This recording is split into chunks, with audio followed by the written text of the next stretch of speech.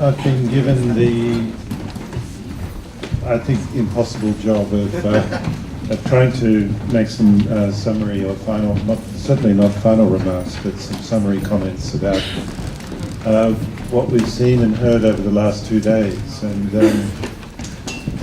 these comments, of course, are necessarily provisional, and I guess I just want to begin by thanking everybody for their presentations over the last 2 days. Really, I had some remarkable insights, and I learnt a lot, and I've had the honour, I think, of hearing about people's work in very diverse contexts. And they make work in very diverse contexts, and that's always very interesting to me. And I think it's also a dramaturgical question, because if one of the words that we heard constantly over the last 2 days is this idea of artworks sitting in and working in relation to particular contexts, and dramaturgy, I believe, in relation to performance, is that that medium or that process that makes us alive to those kind of really important particularities of place, time,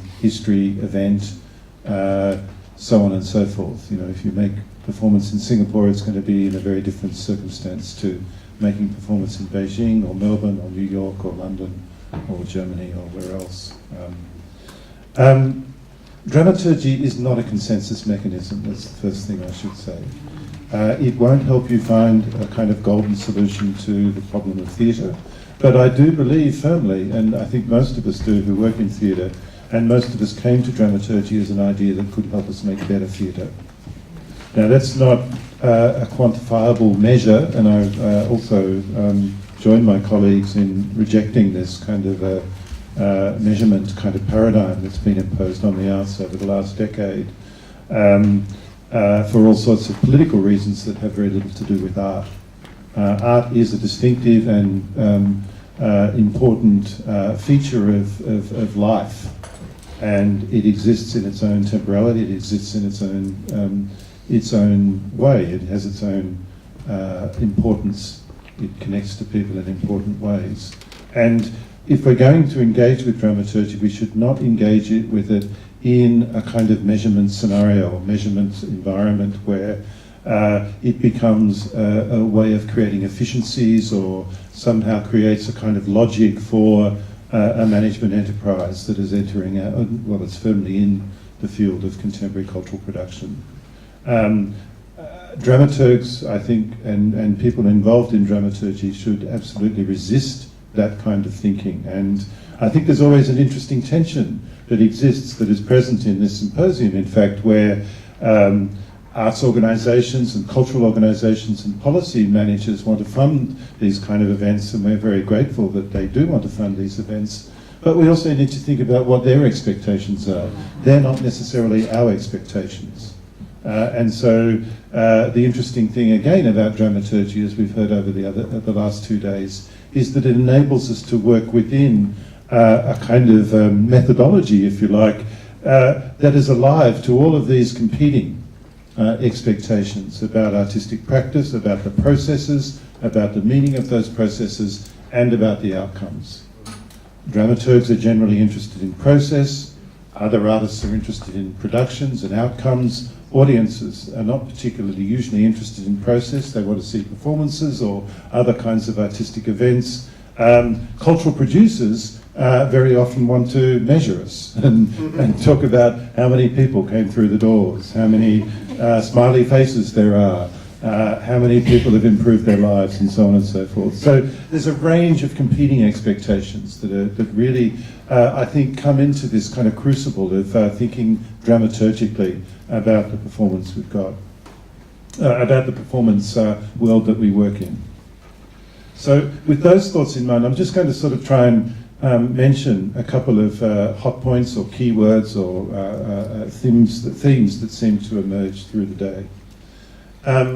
I began my presentation with the idea of thinking about dramaturgy through the framework of networks, disruptions, and the apparatus.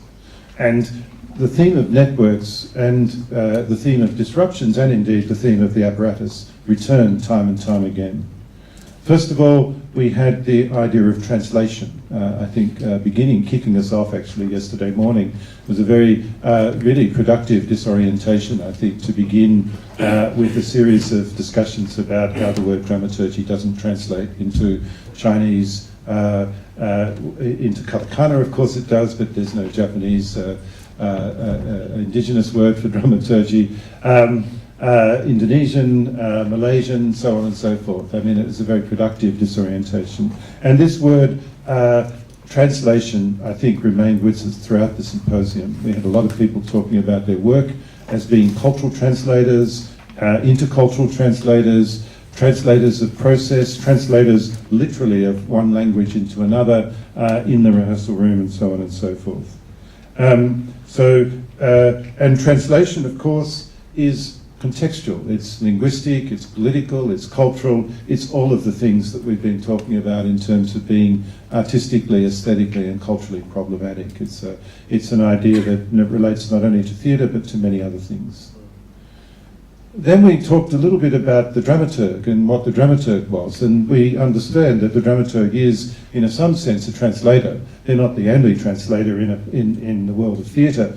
In a sense, theatre by nature is a collaborative business, and everybody is involved in some kind of translation process. Actors have to translate directors' directions, designers have to respond to the brief and translate that into some kind of meaningful design response, and so on and so forth. But from Halley we had the idea of the dramaturg as companion. And so this also gives us an opportunity to think about dramaturgy as a process that is, in a sense, parallel to, alongside and moving inside and out of a kind of actual creative process. It's very helpful because it speaks to this kind of ambiguous place that the dramaturg has, being inside and outside the project. And if you read interviews with dramaturgs, they often mention this kind of slightly schizophrenic position that they have in relation to an artistic project. They're inside the project, they're outside the project, they're involved in very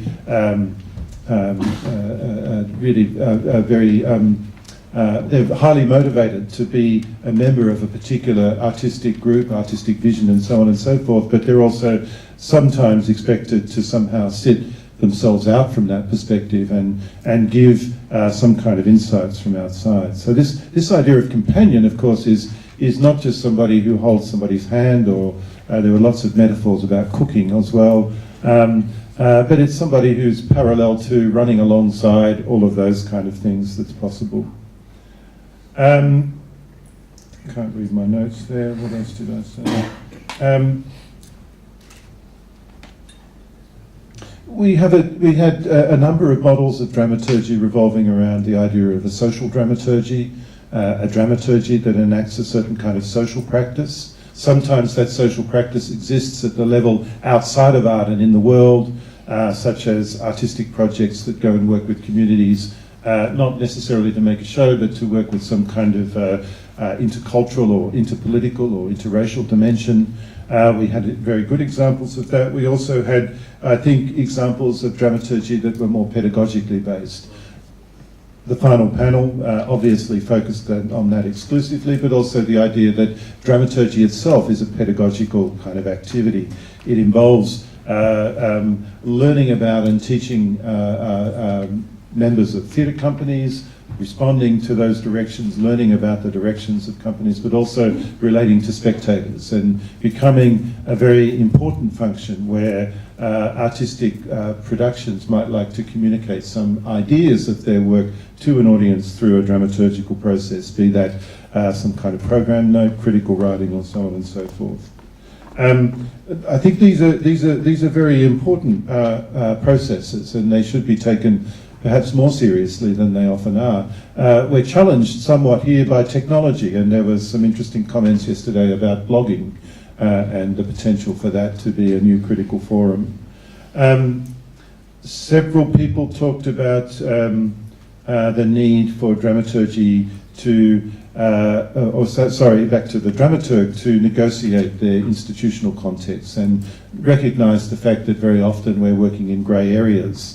Now, dramaturgy and dramaturg, as we've decided, are slippery concepts, and that's not a bad thing. That's not an unproductive thing. That's something we should work with. artistic practices are very often involved in the grey areas of existence. They're the grey areas of our lives. Tim Etchells was mentioned several times, and I'm reminded, a wonderful dramaturg and also theatre director, but I'm reminded of the manifesto that he wrote with his company when they founded. This is Forced Entertainment, way back in 1984. And I'm paraphrasing here, but it was basically, we don't have enough theatre for the theatre lovies, we don't have enough live art for the live art people, we're somewhere in between, and that's probably a good thing. So I think this idea of exploring the grey area is really really productive. Now, there's a very productive mention yesterday. The name Lacan was mentioned, and not that I'm one who advocates mentioning the name of Lacan too often in public. Was it you, Shintaro, who was? Yeah, and you had this great dramaturgies of showing and hiding, and I think this is a really good idea to think about the way in which dramaturgy shows things and hide things, but also how we've moved from this kind of showing and hiding to just showing things. There's a really productive trend dramaturgically now to think about theatre and performance as showing us things from the everyday, showing us things with this kind of objectivity, of a certain kind of distanciation, of showing us things as they are, and of showing things that might be comfortable or uncomfortable, processes, performances that look like processes, performances that look like everyday life, reading poems to dead people, very much a kind of Joseph Beuys'ian kind of notion, but I think very, very productive. And I think if we're going to talk about this so-called dramaturgical turn in contemporary performance, that's definitely one of the trends we're talking about, the idea that performance doesn't try and mediate the experience for the audience too much. It simply uses media, various multiple medias and multiple forms of performance to show us something. And then that really then gives the audience the power to in a sense have their own engagement with the performance and decide how they're going to deal with it, work with it, take it away. This is also something, the word democratization of form was used by Nanako Nakajima yesterday, and I thought that was a really interesting way to think about dramaturgy as a kind of proto-democratic act. We live in with most of our societies, democracy is a highly imperial concept, and I think theatre has something to really profoundly offer here. We had a very interesting contrast, I think, between the social dramaturgy of the Singaporean Necessary Stage and other groups this morning, and the kind of showing contemporary realities and slices of life of the group following the group that had, I guess, I'm really against using. No, I won't even go there. The group showing more contemporary performance events from around the world that were fragmented, distantiated, very diverse in style of presentation, and very diverse in terms of their politics. There was that wonderful video of the men and the woman being flickered back and forth really fast, and I was wondering whether we could put together those two panels and do a similar kind of thing where we took about 15 seconds from each and just flashed them back and forth. Maybe that's a note to the editors for the documentation of the event as a kind of a destabilizing dramaturgical intervention. And we also had the wonderful image of the biodynamic farmers who are re-envisioning Maoism, just outside of Beijing, and it's like the Cultural Revolution, but this is the biodynamic version of it, which I thought was really interesting. And I think, theatre companies are kind of like biodynamic cultural revolutionary cults. They really go out there and they do things that are new, they really believe in what they do, and they take things to sometimes extreme states, and that's usually a good thing, not necessarily. Takaguchi's heteroglossia, I think, is a helpful terminology that again comes from theory, the idea of the intersection of language and culture. Again, this kind of intersection is a dramaturgical concept. If we think about intersections, anytime ideas and practices meet in theatre, we're talking about dramaturgical interventions. And so heteroglossy is a good way to name the kind of interactions that might take place, as is the notion of intertextuality, as is the sort of mixing of forms that we've seen, as is, I'm probably running out of time, but I'm just sort of quickly running through some of the notes here.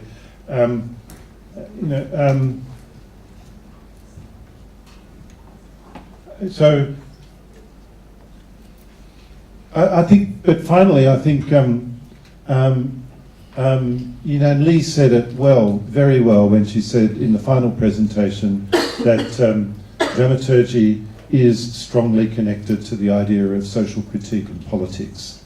And I think we've all agreed, we've all seen examples of that, that is the case, that we're dealing with a concept here that is not just a kind of instrumental concept, it's not just a process that is going to, that if you learn will make better theatre and get better audiences or whatever. It's at its fundamental heart a very political concept and in some ways a very troubling concept to work with, and that's why we should work with it, that's why we should further investigate it, that's why it really needs to be developed in seminars and symposia like this. So I guess that's where I'll leave my comments, but just to thank our organisers, I guess there'll be some formal thank yous, but personally I'd like to thank all of the organisers, all of the chairs and all of the presenters for your presentations. So thank you very much. Thank you. Harleen has asked me to say a few things about, from the Singapore perspective, I have very little to say except just two things. I just want everybody to kind of cast your mind back. Peter's mentioned this, about the variety of ways that this entity that we don't have the time to debate about, called Asia, has seen the dramaturg. It is either called 戏剧构作, which, if you translated the whole idea of 构作, is a verb. It's structuring. You're building, you're structuring, you're making, you're creating. Or the pengganggu, which is the disturber, or as Heng Leong has called Charlene, kawan, right? No, kawan. So there is that huge variety of responses to this particular concept, and are we clearer about what it is? Maybe a little, but we will continue to work towards that clarity. And the second thing about the local context is that we will always find, and this has always happened in Singapore, our way of responding to this concept of the dramaturg. And a lot of the groups themselves have really displayed that they are doing it. They have a very specific local need that they respond to, and which the dramaturg can materialize and can be used to serve the art-making process that is needed here in Singapore. So that's all I have. Thank you, Peter. Thank you, everyone. So those of you, members of the public, thank you very much for coming. Thank you for staying. Invited guests and speakers will have a bit of a break. And please come back and join us with the final closed-door discussions at 6:30. Thank you all very much and good evening.